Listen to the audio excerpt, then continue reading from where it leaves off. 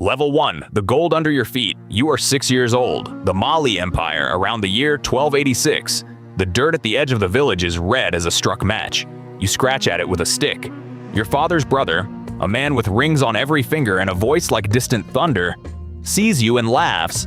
Stop digging. Why? Because if you find it, you'll never put it down. You don't understand him. Not yet.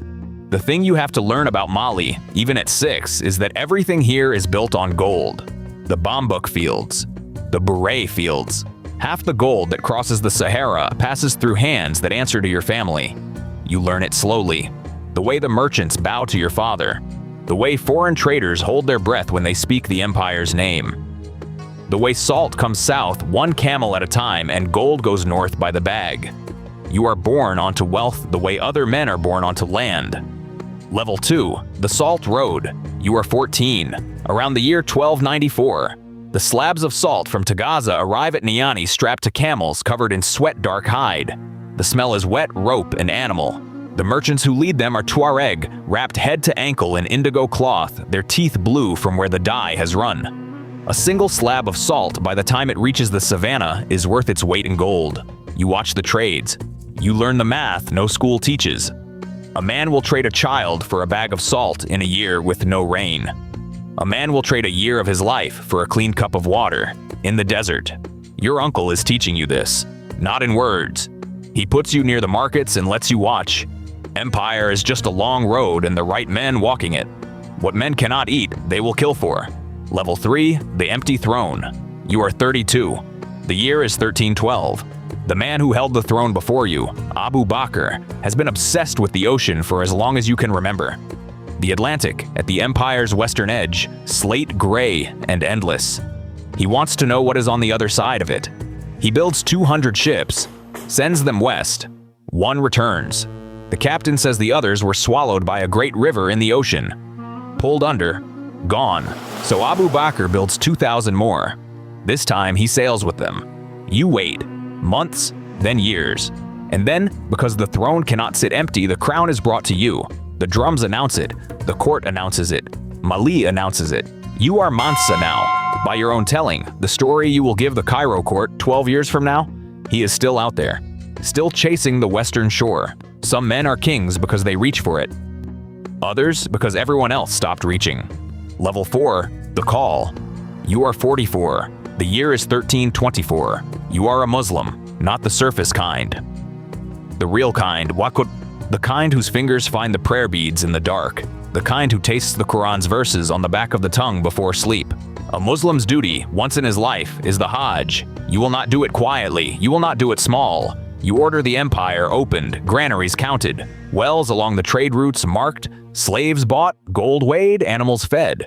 You appoint a regent, Saran Mandian, to hold Mali in your absence. Months of preparation, months of every man in the court watching the door for new orders. You will go to Mecca, and the world will know Mali went with you. Wealth is a debt to God. The Hajj is how a king pays interest. Level 5. The River of Men. You are 44. Summer 1324.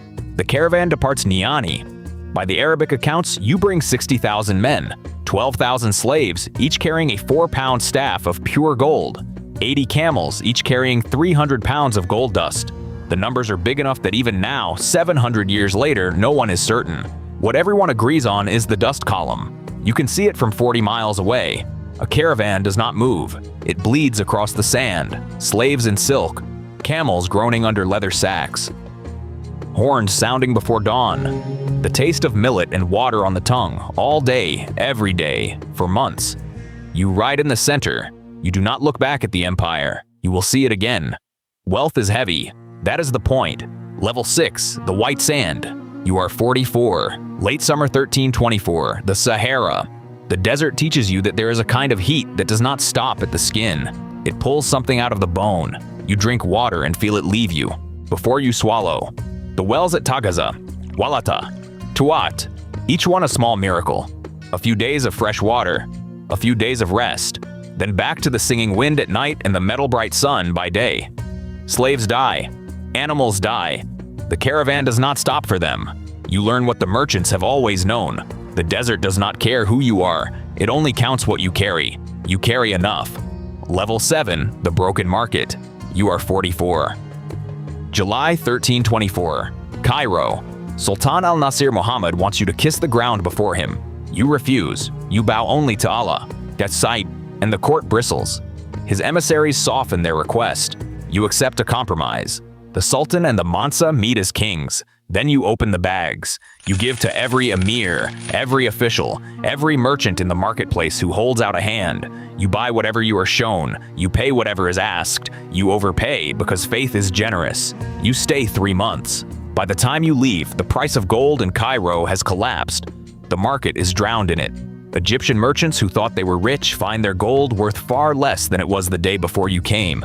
For years afterward, by some accounts more than a decade, the price will not recover. Generosity can drown a market faster than any famine. You did not mean to. That is not the point. Level 8, the Black Stone. You are 44. Late 1324, Mecca. White ihram cloth on your shoulders.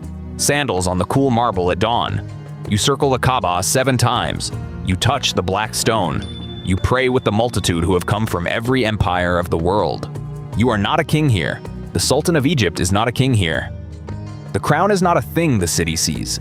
There is a kind of silence only crowds can produce.